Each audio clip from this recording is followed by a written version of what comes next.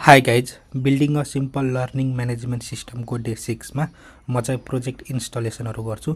त म यो प्रोजेक्टमा स्याडसियन, टेलविन्ड एन्ड रियाक्टहरू युज गर्छु। त भिडको वेबसाइटमा गएर रियाक्ट इन्स्टल गर्नु, टेलविन्डको वेबसाइटमा गएर टेलविन्ड इन्स्टल गर्नु र स्याडसियनको वेबसाइटमा गएर स्याडसियन इन्स्टल गर्नुभन्दा राम्रो स्याडसियनले हामीलाई एउटा क्रिएट प्रोजेक्ट भनेर कमान्ड दिन्छ, जसले कि रियाक्ट, टेलविन्ड र स्याडसियन तिनटै इन्स्टल गरिदिन्छ है त। म त्यसको लागि के गर्छु भने नि टर्मिनलमा जान्छु है त। टर्मिनलमा गएर म एलएस गर्छु, म त्यहाँदेखि सिडी डेस्कटपमा जान्छु है, क्लियर गरिदिन्छु। यदि तपाईँहरू विन्डोजमा हुनुहुन्छ भने डेस्कटपमा जानु है त। लाइक तपाईँ कुनै एउटा ठाउँमा गएर फोल्डर बनाउनु है। त म डेस्कटपमा जान्छु पहिला। त अब म स्याडसियनको वेबसाइटमा जान्छु है त। स्याडसियनको वेबसाइटमा गएर यहाँ जान्छु है। त अब न्यू प्रोजेक्ट हो नि त मेरो है, न्यू प्रोजेक्ट गर्छु। त डाइरेक्ट यहाँ ल्याइदिन्छ है त। यहाँ डक्समा पनि क्लिक गरेर तपाईँले यहाँ इन्स्टलेसनमा यहाँ हेर्नु त, यसले रिकमेन्ड गरेको छ है त स्याडसियन/क्रिएट युज गर्नु भनेर है त। म के गर्छु भने नि यही गर्छु है त, यहाँ क्लिक गर्छु, यसले पनि यहीँ लान्छ।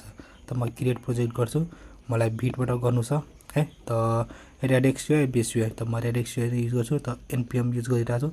त म यो कपी गर्छु है त, यसरी कपी गर्छु।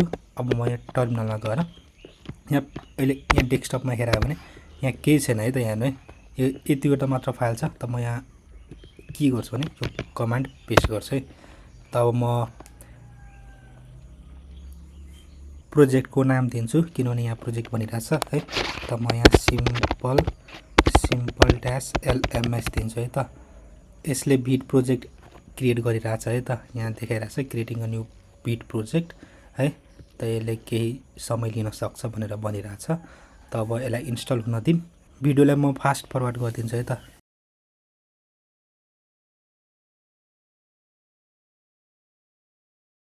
यसले प्रोजेक्टहरू क्रिएट गरिसक्यो, राइटिङ कम्पोनेन्ट जेसन पनि गरिसक्यो, चेकिङ रजिस्टरी पनि गरिसक्यो है। तब इन्स्टल डिपेन्डेन्सिजहरू गरिरहेछ है, यो पनि गर्न दिउँ, हुन दिउँ।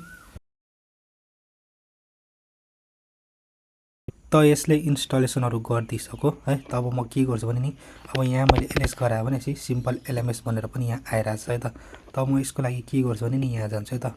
तपाईँहरू आफ्नो फोल्डरमा गएर है हेर्नु है त। यहाँ छ के हाम्रो सिम्पल एलएमएस है। त म यसलाई भिएस कोडमा खोल्छु। त यसले के जेनेरेट गर्यो त्यो पनि हेरौँ न है। त यहाँ हेर्नु है, त यसले यस्तो जेनेरेट गरेर गरिदियो है। त म अलिक कन्ट्रोल माइनस नै गर्छु, यसलाई पनि काटिदिन्छु, यसलाई पनि काटिदिन्छु। एसआरसी छ, एसआरसीभित्र एप छ, मेन छ। त यसले हामीलाई चाहिने जति जे थियो त्यो सबै इन्स्टल गरिदिइसक्यो है त। त म न्यू टर्मिनलमा जान्छु है, न्यू टर्मिनल गर्छु र npm रन डेभ गर्छु है त। त यसले के जेनेरेट गर्यो त्यो हेरौँ न है। त म यहाँ कन्ट्रोल गरेर क्लिक गर्छु है त। म म्याकमा छु त कमान्ड क्लिक गर्छु। यदि तपाईँहरू विन्डोजमा हुनुहुन्छ भने कन्ट्रोल क्लिक गर्नु है त। म ओपन गर्छु। त यस्तो छ है त। अब प्रेस डी भनिरहेछ डार्क मोडको लागि, टगल गर्नुहोस् है।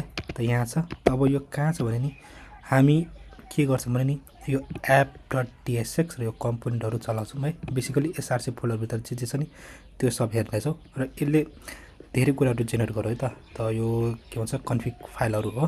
त यिनीहरूमा अहिले हामी नजाऊँ है, हामीलाई जब जरुरत पर्छ त म एक्सप्लेन गरि नै दिन्छु है त है। त अब म के गर्छु भने app.tsxमा गएर यो सबै हटाइदिन्छु। यहाँ h1 लेखेर हेलो वर्ल्ड लेखिदिन्छु है त। हेलो वर्ल्ड लेखिदियो भने अब यहाँ हेर्नु हेलो वर्ल्ड यहाँ आयो है। त यो भिडियोमा यति नै गाइज। नेक्स्ट भिडियोमा म राउटिङहरू इम्प्लिमेन्ट गर्नेछु है। यदि तपाईँहरूले यो भिडियो टिकटक फेसबुकमा हेर्दै हुनुहुन्छ भने फलो गरिदिनु पेजलाई। यदि युट्युबमा हेर्दै हुनुहुन्छ भने च्यानललाई सब्सक्राइब चाहिँ गरिदिनु होला। यदि तपाईँहरूको केही फिडब्याक छ भने है कमेन्ट गरेर मलाई दिन सक्नुहुन्छ। यदि केही डाउट छ भने कमेन्ट गरेर सोध्न सक्नुहुन्छ। अहिलेलाई यति नै। अब अरू हामी नेक्स्ट भिडियोमा हेर्नेछौँ। तबसम्मको लागि bye bye and take care.